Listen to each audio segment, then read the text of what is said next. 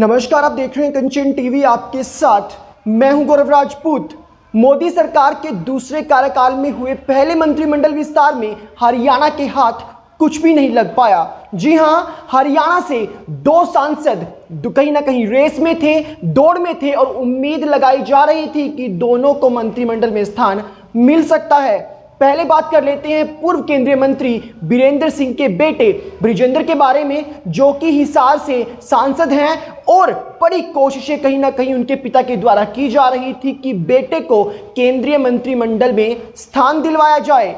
इसके लिए उन्होंने हरियाणा के मुख्यमंत्री मनोहर लाल खट्टर के साथ एक रात्रि भोज भी किया था, जिसके बाद अटकलें तेज हो गई थी कि कहीं ना कहीं ये जो कोशिशें हैं ये बेटे को मंत्रिमंडल में जगह दिलवाने के लिए की जा रही हैं। दूसरी ओर बात करते हैं सिरसा से सांसद सुनीता दुग्गल के बारे में। जी हां, सुनीता दुग्गल को लेकर भी कहीं ना कहीं कल अटकलें लगाई जा रही थी कि उन्हें भी मंत्रिमंडल में स्थान मिल सकता है, क्योंकि दलित कोटे से वो आती हैं। और जब हरियाणा से मौजूदा जो मंत्री हैं, जब उन्होंने इस्तीफा दिया, तब कहीं ना कहीं जो उम्मीद थी सुनीता दुग्गल की वो बहुत ज्यादा बढ़ गई थी। जी हां, अंबाला से एमपी और केंद्रीय जल शक्ति राज्य मंत्री रतनलाल कटारिया ने जब इस्तीफा दिया तो माना गया कि अब कहीं ना कहीं दलित कोटे से हरियाणा से सुनीता दुग्गल को उनकी जगह दी जा सकती है। लेकिन जैसे ही शाम हुई और शाम होते होते हरियाणा के इन दोनों सांसदों की उम्मीदों पर पानी फिर गया, क्योंकि दुग्गल तो, जी हां, सुनीता दुग्गल तो कहीं ना कहीं दिल्ली भी पहुंच गई थी, तैयारियां उन्होंने अपनी तेज कर ली थी। लेकिन जितनी भी उम्मीदें थी, जितनी भी तैयारियां थी, सब पर शाम होते होते पानी फिर गया है। लेकिन अब बात कर लेते हैं कि इस वक्त हरियाणा से कितने मंत्री आखिर केंद्रीय मंत्रिमंडल में इस वक्त हैं। क्या स्थिति हरियाणा की इस वक्त केंद्रीय मंत्रिमंडल में बनती है। आपको बता दें कि मंत्रिमंडल विस्तार से पहले हरियाणा से कुल 3 मंत्री, जी हां, रतनलाल कटारिया, उनके अलावा राव इंद्रजीत सिंह और कृष्णपाल गुर्जर, ये कुल 3 मंत्री केंद्रीय मंत्रिमंडल में इनका स्थान था, जिनमें से रतनलाल कटारिया ने कल अपना इस्तीफा दे दिया है। जिसके बाद अब हरियाणा से केवल 2 मंत्री राव इंद्रजीत सिंह और कृष्णपाल गुर्जर ही केंद्रीय मंत्रिमंडल में बचे हैं। बड़ी बात यह कि दोनों का जो पोर्टफोलियो था, जो मंत्रालय था, उसे भी बरकरार रखा गया है, उसमें भी किसी तरह का कोई भी प्रमोशन नहीं दिया गया है। हालांकि उम्मीदें इन दोनों को भी लेकर लगाई जा रही थी, क्योंकि दोनों फिलहाल राज्य मंत्री हैं। ऐसे में ये कहीं ना कहीं उम्मीदें थी कि दोनों को कैबिनेट में विस्तार किया जा सकता है। लेकिन